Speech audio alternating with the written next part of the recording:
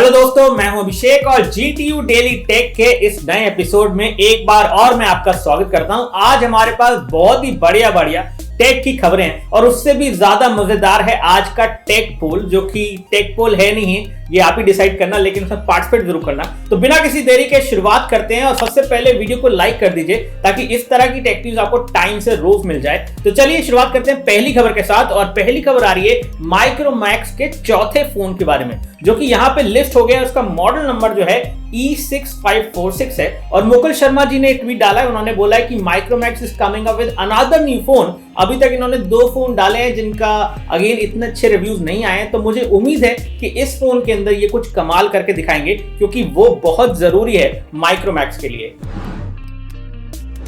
दोस्तों, आज की दूसरी बड़ी खबर है गूगल का हैक। जी हां, गूगल की सर्विसेज हो गई थी हैक और ये हुआ था कल 1 घंटे के लिए। अगर आप इंटरनेट यूज कर रहे थे तो शायद आपको पता होगा, ट्विटर पे एकदम से हल्ला मच गया था। 1 घंटे के लिए यूट्यूब, जीमेल, गूगल की सारी सर्विसेज डाउन थी और ऐसा कहा जा रहा है कि ये एक बहुत बड़ा हैक हो सकता है। हालांकि गूगल का ये कहना है कि ये इसलिए हुआ था क्योंकि उनका कुछ इंटरनल स्टोरेज कोटा इशू हो गया था, जो कि मुझे नहीं लगता कि हो सकता है, क्योंकि गूगल के पास ऑलरेडी बड़े बड़े सर्वर्स हैं डेटा स्टोर करने के लिए। तो जरूर वो कुछ बात छुपा रहे हैं, क्योंकि यहां पे कुछ जीमेल यूजर्स का कहना है कि उनको पासवर्ड चेंज करने का प्रॉम्प्ट आया था। तो कहीं ना कहीं हो सकता है कि एक बड़ा डेटा हैक हुआ हो और कुछ डेटा स्टील हुआ हो, और वो समय में हमें पता चल जाएगा। लेकिन डेफिनेटली ये चिंता वाली बात है गूगल के लिए भी और हमारे आपके लिए भी। दोस्तों, अगली खबर आ रही है एक फ्यूचरिस्टिक इलेक्ट्रिक प्लेन के बारे में, जो कि ना सिर्फ फ्यूचर में होगा, करंट में उसकी टेस्ट फ्लाइट भी हो गई है। ये एक इलेक्ट्रिक प्लेन है जिसे बनाया है कंपनी जिसका नाम है एम्पेयर, और ये कंपनी की तरफ से ये जो प्लेन आता है, ये 31 माइल्स की पहली टेस्ट फ्लाइट इसकी हुई है और ये सिर्फ 20 मिनट में चार्ज हो जाता है। तो सोचो फ्यूचर में कितनी अमेजिंग होगी ये टेक्नोलॉजी, जिसके थ्रू हम इलेक्ट्रिक प्लेन में इधर से उधर जा पाएंगे और कोई भी पॉल्यूशन भी नहीं होगा। तो I think it is a very good news.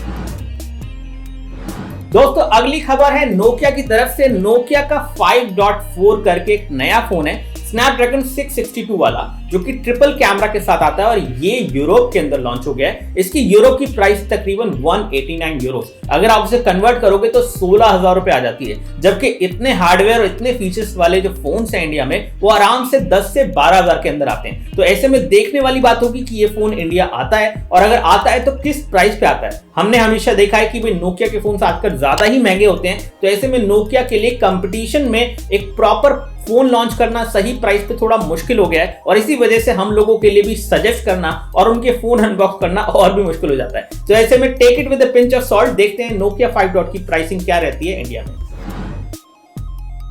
दोस्तों, अब बात करते हैं आज की सबसे बड़ी खबर, और वो है रियलमी की बिल्ली। जो हम कह रहे थे वो बिलौटा निकला है, और वो भी 18 साल का मेल है, ऐसा कुछ यहाँ पे इंफॉर्मेशन निकल के आई है। इसका लॉन्च इवेंट अभी चल रहा है और ये एक ऐसा कैरेक्टर है जो इनका मैस्कॉट बनेगा, और इस पे शायद एक छोटी सी एक मूवी भी बना रहे हैं। तो ये इसको बोल रहे हैं कि एक सुपर हीरो टाइप कुछ है ये। अब देखते हैं कि एक्चुअली में इसका गैजेट से क्या लिंक होगा, क्या कोई नया गैजेट हमें देखने को मिलेगा इस पे इंस्पायर्ड। इसका पूरा स्ट्रक्चर इनकी वेबसाइट पे दिया गया है, इसकी पावर्स और बाकी और चीजें बताई गई हैं। बहुत ही अच्छा लग रहा है। I think Realme is doing something different, which is they से रियलमी याओ, जो भी इसका नाम है व्हाटएवर। तो ये इनका बिलौटा निकल के आया है, जो कि मेल है और सुपर हीरो है। अब देखते हैं क्या कमाल दिखाता है ये सुपर हीरो इनके ब्रांड के लिए, और आई होप कि ये सुपर हीरो कुछ सुपर ओरिजिनल प्रोडक्ट्स भी लेके आएगा, जो कि रियलमी की तरफ से आने ही चाहिए इंडिया में, क्योंकि रियलमी एक तरह का कॉपी ब्रांड बन गया है। तो मुझे लगता है कि उनको अपनी इमेज को थोड़ा बेहतर करना चाहिए।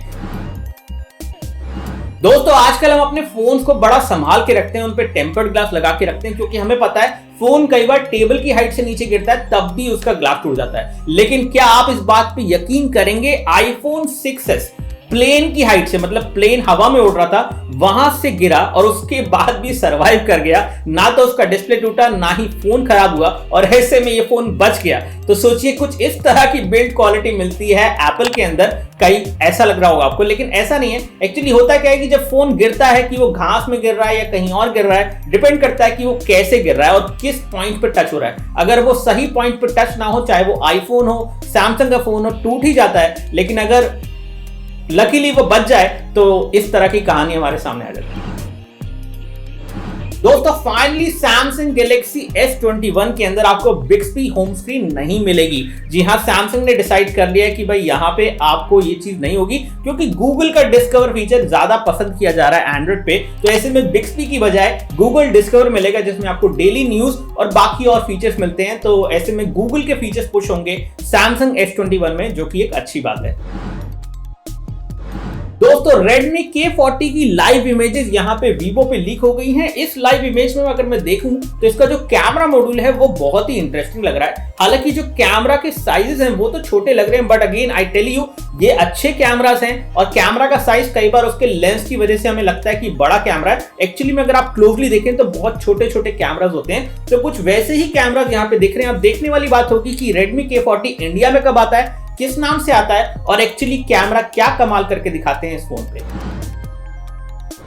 दोस्तों अब बात करते हैं एप्पल का एक बहुत बड़ा नुकसान जो कि इंडिया में हुआ है। और इंडिया में यहाँ पे विस्ट्रॉन नाम की कंपनी जो उनका आईफोन बनाती थी, एप्पल के प्रोडक्ट्स बनाती थी, वहां पे जो वर्कर्स हैं उनको तनख्वाह नहीं मिलने के कारण उन्होंने वहां पे तोड़फोड़ करी। और तोड़फोड़ करने के बाद अब एप्पल अपनी एक टीम भेज रही है जांच करने के लिए कि भाई ऐसा क्यों हुआ और किस तरह से ये कंपनी जो है नहीं कर पाई उन लोगों की सैलरी को पे। तो ऐसे में ये फ्यूचर डिसाइड करेगा कि भाई एप्पल किस तरह से अपनी प्रोडक्शन फैसिलिटी इंडिया में मूव करती है। क्योंकि जब इस तरह के इंसिडेंट होते हैं जिसमें बहुत सारे आईफोन चोरी हुए हैं, लैपटॉप चोरी हुए, तोड़फोड़ हुई है, तो कहीं ना कहीं वर्कर्स की भी पूरी गलती नहीं होगी मेरे हिसाब से। लेकिन हाँ, लॉ एंड ऑर्डर के अंदर जो सही है वो सही होना चाहिए। तो ऐसे में तोड़फोड़ तो नहीं होनी चाहिए, लेकिन अगर किसी की सैलरी आप लोग के बैठेंगे तो वर्कर्स भी कब तक शांत बैठेंगे, ये भी बात है। तो ऐसे में देखते हैं कि क्या और इंफॉर्मेशन निकलती है इस बारे में। लेकिन जो कुछ भी हुआ है वो सही नहीं हुआ है। दोस्तों आज की टिप्स एंड ट्रिक्स सेक्शन में मेरे पास दो बहुत ही बढ़िया टिप्स हैं आपके लिए। पहली टिप है ये कि कैसे आप ये पता लगाएं कि कौन आपके एब्सेंस में आपके फोन को छू रहा है, आपके फोन को अनलॉक करने की कोशिश कर रहा है। इसमें हमने एक डिटेल्ड आर्टिकल लिखा है जिसमें जो भी बंदा आपके फोन को छुएगा, अनलॉक करने की कोशिश करेगा, उसकी फोटो खींच के आपके फोन में मिल जाएगी। यानी कि पूरा प्रूफ रहेगा कि भाई तूने मेरा फोन छेड़ा था। तो ऐसे में आप उसको जाके बोल सकते हैं कि भाई मेरा फोन मत छेड़ा कर। दूसरा जो खबर है और जो दूसरी टिप है वो है यहाँ पे गूगल क्रोम के बारे में, कि कैसे आप गूगल क्रोम में फास्ट डाउनलोडिंग कर सकते हैं, डार्क मोड को फोर्स कर सकते हैं, खासतौर से जब आप उसे रात को यूज कर रहे हैं। और इसके अलावा जो टैब्स बहुत सारे खुले रहते हैं उनके ऊपर आप माउस को होवर करके देख सकते हैं कि वहां पे क्या खुला हुआ है। तो ये दोनों ही टिप्स एंड ट्रिक्स के लिंक्स डिस्क्रिप्शन में दिए गए, चेकआउट जरूर करना। दोस्तों आज का पोल जैसा कि मैंने शुरू में बताया था बहुत ही इंटरेस्टिंग पोल है, जाके पार्टिसिपेट जरूर करना। तो अपना ओपिनियन जरूर बताना, हम भी जानना चाहते हैं कि आपने क्या किया कल जब गूगल था डाउन। तो दोस्तों ये थी आज की सारी टेक की खबरें। मुझे उम्मीद है आपको वीडियो पसंद आया होगा। अगर ये न्यूज अच्छी लगती है तो वीडियो को लाइक किया करो, शेयर किया करो, बिना कंजूसी से वीडियो को लाइक कर दिया करो, ताकि ये न्यूज हम आपके लिए टाइम से रोज लेके आते रहें। फिलहाल इस वीडियो में इतना ही। बहुत बहुत शुक्रिया। जय हिंद, वंदे मातरम, बाय बाय।